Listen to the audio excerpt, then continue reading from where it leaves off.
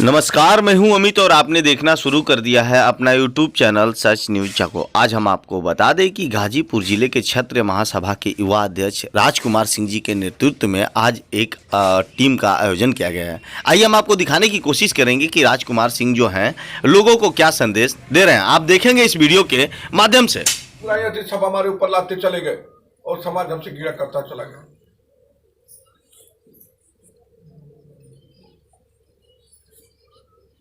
और तो और हम लोगों को पढ़ा दिया कि अकबर महान, जिसकी इतनी औकात नहीं थी कि महाराणा प्रताप के सामने आकर खड़ा होने का काम करे, कि उसके पीर पैगंबर जो उसका जो था उसे भी बताया था कि जिस दिन महाराणा के सामने जाओगे महाराणा तुमको मार देगा, उसको महान बता दिया गया। छोटी सी सेना लेकर के इतनी बड़ी सेना का मुकाबला करते रहे, लेकिन कभी अकबर से हारे नहीं, कभी अकबर महाराणा प्रताप को जीत नहीं पाया था। इतिहास उलट के देख लीजिए। एक खिलजी हिंदुस्तान पे आक्रमण किया, लेकिन जिस मंसूबे के लेकर आक्रमण किया था वो मंसूबा उसका कामयाब नहीं हो पाया था। जब पूरा घेर लिया गया, पूरा युद्ध चलने लगा, ये हो गया युद्ध होगा, तो वही महारानी पद्मावती ने 36,000 छत्रारियों के साथ जब बाहर 25,000 की संख्या में राजपूत सैनिक जब खड़े हुए, गेट का दरवाजा खोल करके जब खड़े हुए लड़ने के लिए, तो ये चिंता सताने लगी कि अंदर उनका क्या होगा, जो महारानियां हैं। तब उन्होंने हवन कुंड जलाया और उसमें अपने आप को झोंक दिया, ताकि बाहर लड़ने वाले को हम लोग की चिंता न रहे और लड़ाई लड़ सके। और जब उस लड़ाई के जब उसमें घुसे और जब लपट टूटी केसरिया, तब जाके केसरिया कपड़ा लेकर के अपने सर में बांध करके पगड़ी बांध करके जब लड़ने का काम किया, तो खिलजी की सेना पर भारी पड़ी, खिलजी का पांव उखड़ गया, भागने भी लग गया। पिछले राजपूतों को इतिहास को पढ़ने की जरूरत है और बहुत अच्छे अच्छे काम किए हैं।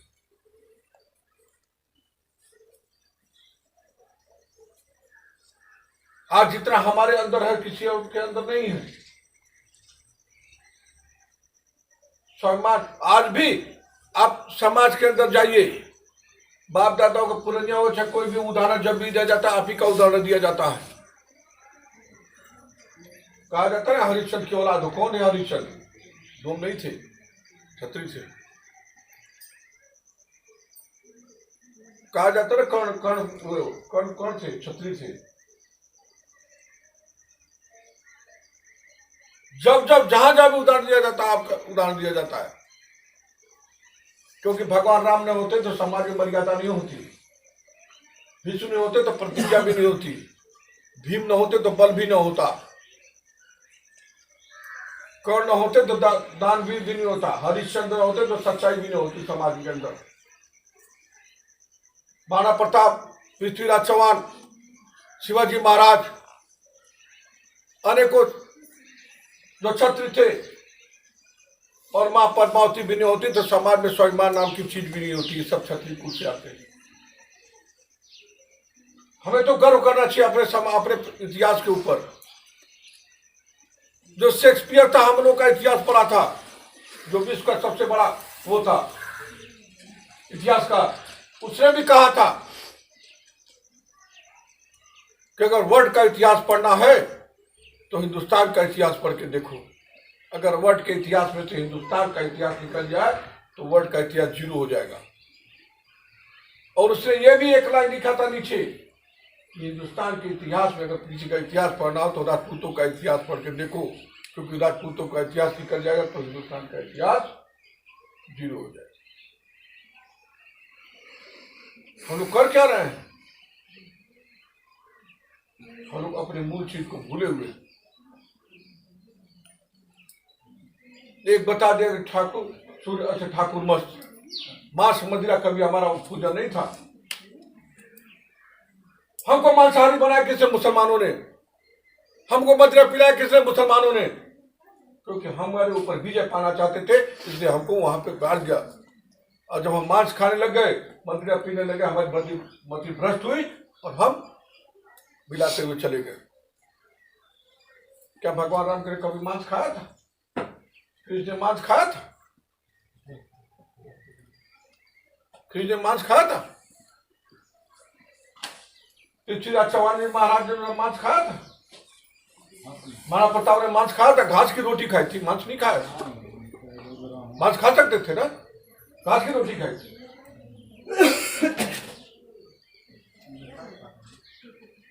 लेकिन उसको हम लोग अपना ये वो बना लिए कि चलो मुर्गा खा लो, दारू पी लो, हमारी क्षत्रियता उसी में मानी गई। आज एक चीज मैं स्पष्ट बात बताता हूं, जो चीज आप खाओगे पियोगे, जिस चीज का सेवन करोगे, उसके अनुसार आपकी मति होगी, आपकी बुद्धि होगी।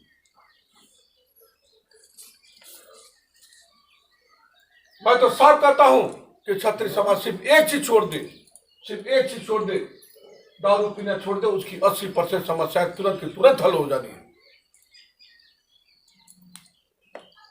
जब दारू पी लेगा तो उसके बाद सबको नाप देगा, और जब दारू उतर जाएगी तो उसी में घुस जाएगा।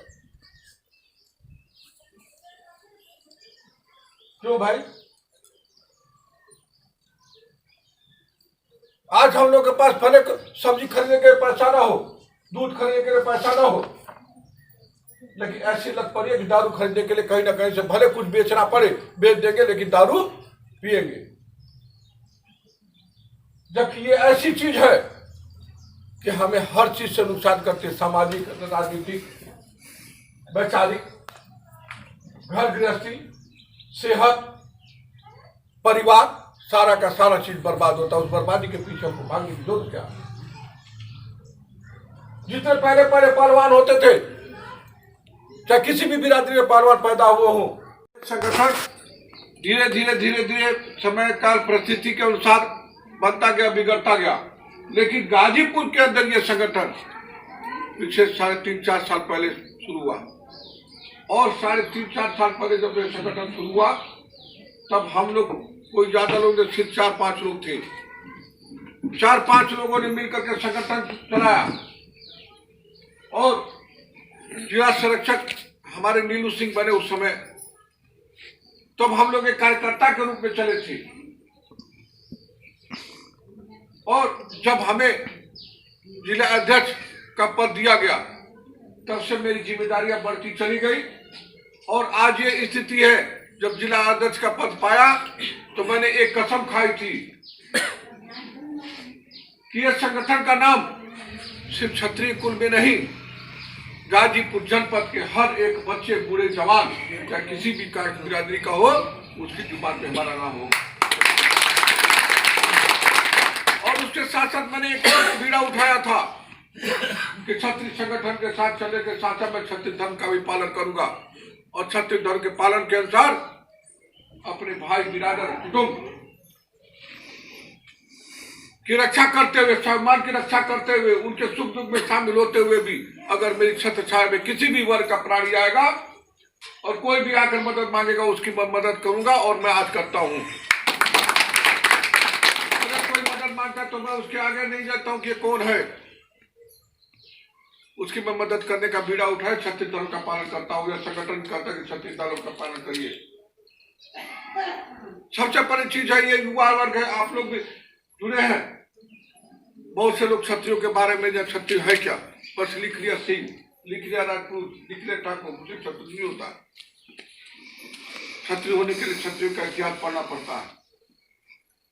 आज बहुत से लोग हैं, आज के युवा, आपके घर में भगवान राम की फोटो मिल जाएगी, दुर्गा की फोटो मिल जाएगी, बहुत जगह अम्बेडकर की फोटो मिल जाएगी, किसी मोदी की फोटो मिल जाएगी, योगी की फोटो मिल जाएगी, लेकिन महाराणा प्रताप की फोटो किसी के घर में, पृथ्वीराज चौहान महाराज की फोटो, शिवाजी महाराज की फोटो और माननीय पद्मावती की फोटो कभी नहीं मिलेगी। क्यों? क्योंकि हमें पता नहीं है हम हैं कौन। कहने को तो हम राम के वंशज है, सही है, राम के वंशज है, लेकिन हम कहां से शुरू हुए, कहां तक आ गए, सम्मान के प्रति चले गए। राम के वंशज है, राम ने क्षत्रिय होकर के एक स्वच्छ समाज की स्थापना की थी। वो एक क्षत्रिय था जो ऐसे समाज की स्थापना कर सकता था, क्योंकि पूरे मुकुट को उन्होंने लात मार दिया। इतने बड़े सिंहासन को अपने एक पिता के वचन के लिए 14 वर्ष का वनवास काटा, और जब 14 वर्ष का वनवास काटा तो पहले आता पुरुषोत्तम राम हुए। तब तक राजा राम थे, राजकुमार राम थे। अगर वो वन में नहीं गए होते, फिर बंदर भालुओं का सेना नहीं बनाई होती, सबरी के जूठे पैर नहीं खाए होते, तो मर्यादा पुरुषोत्तम राम कभी नहीं होते। कुल मतलब क्या होता है? परिवार, खानदान, कुटुंब, जिससे उत्पत्ति हुई है। उनकी कुल देवी है माँ भवानी है, जिसको हम लोग कई रूप में पूजते हैं। रामायण काल में जब रावण के ऊपर राम को विजय पाना था, जो साक्षात नारायण थे, तो उन्होंने शक्ति को, रावण को मारने के लिए माँ भवानी का आशीर्वाद दिया था, माँ भवानी की पूजा की थी। ये शास्त्रों में तथ्य है। महाभारत काल का युद्ध हुआ, जब अर्जुन को महाभारत पर विजय पाना था, तब उन्होंने माँ भवानी की पूजा की। क्षत्रिय वंश में जब जब जहां जहां भी युद्ध हुआ है, मुगल काल से लेकर अंग्रेज काल तक, या वेद पुराण में भी जाएंगे, जब जब मान सम्मान स्वाभिमान की बात आई है और जब जब युद्ध की बात आई है, तो उससे पहले उन लोगों ने माँ भवानी की पूजा की है। बलि के माध्यम से, किसी माध्यम से उन्होंने माँ भवानी की पूजा की है। यहाँ तक कि जो राक्षस, आपको पता होगा मेघनाथ, युद्ध से पहले त्रिपुरा देवी की पूजा करने गया था, वो भी कुल देवी माँ भवानी है। तो हम लोग माँ, क्योंकि हम लोग की कुल देवी माँ भवानी है, इसलिए हम लोग उनको जय भवानी बोलते हैं। और जहां भी जय भवानी का नारा लगता है, और जब बार बार जय भवानी आप बोलते हैं, तो एक अलग सा उत्साह आपके अंदर आता है। और कुल देवी के नाम लेने से, बार बार कुल देवी का नाम लेने से एक चीज ये रहता है कि आपको जो है एक अलग से ऊर्जा मिलती है, एक विशेष आशीर्वाद बना रहता है। कहा जाता है ना, किसी चीज का बार बार नाम लीजिए तो विशेष कृपा रहती है। वही है, आप सबका आशीर्वाद ले लीजिए, पूरे गांव का आशीर्वाद लेकर चले आइए, पूरे जिले का आशीर्वाद लेकर चले आइए। लेकिन जब तक अपने माँ बाप का आशीर्वाद नहीं लेते, तब तक सारा आशीर्वाद अधूरा है। उसी तरह से सभी देवी देवताओं का आशीर्वाद ले लीजिए, लेकिन जब तक माँ भवानी का आशीर्वाद न मिले, तब तक आशीर्वाद अधूरा है। ये तो बात रही। दूसरी बात